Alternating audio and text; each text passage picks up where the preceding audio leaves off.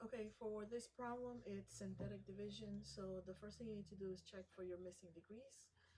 And you will notice that you're missing a few degrees here. So you have to add them. 0m squared, 0m minus 20. And the divisor stays the same, m minus 3. And the next thing you have to do is you need to find the root. And you take this and you set it equal to 0. You get m equals 3. And then you get ready for synthetic division, and your coefficients are going to be 1, 0, 0, negative 20. Bring this down.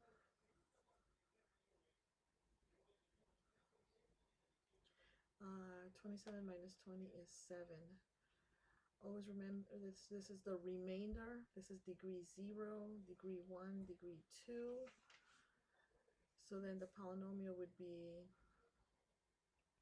m squared plus 3m plus 9 plus 7 over m minus 3.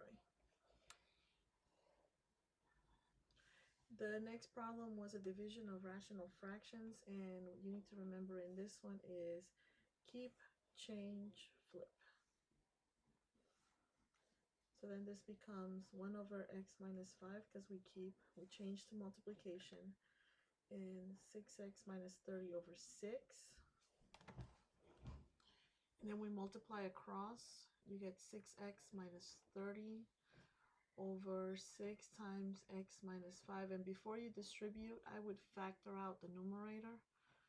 And I guess I can pull a 6 and I get x minus 5. And will you look at that? They cancel.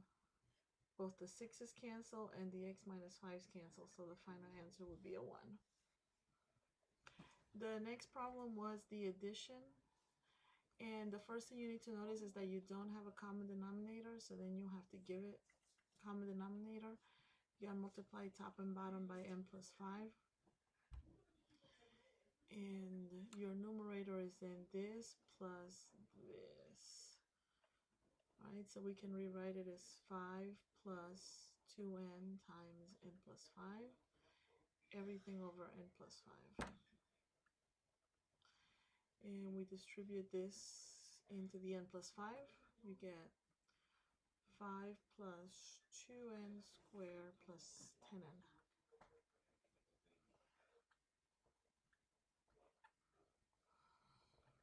Of course, I'm going to rewrite this in standard form. 2n squared plus 10n plus 5. And now I need to ask myself, is the numerator factorable? Alright, so in order to figure this out, since it's a case 2 trinomial, I'll need two numbers that multiply to 10, 2 times 5, which is 10, and add up to the middle term, which happens to be 10, and well, this is impossible. So this means that this is not factorable, and your final answer would be this.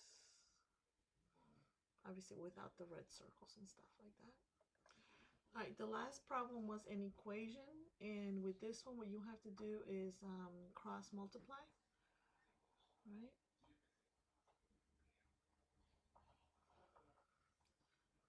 And 9, this becomes 9 times x minus 2. Remember, the x minus 2 is a group, so put in parentheses equals 4 times 3x, which is 12x. Now you're going to distribute the 9. You get 9x minus 18 equals 12x. And you got to get everything on the same side. So minus 12x minus 12x, right? This cancels and you get 0 here.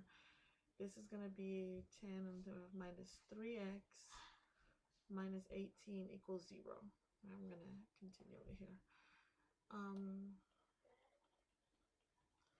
going to add 18 to both sides.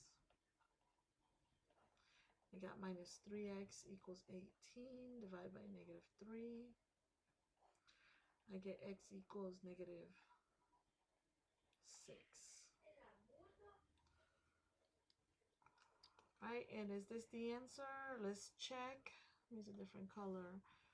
From this denominator, we get that x can't be 0, and from here we get that x can't be 2.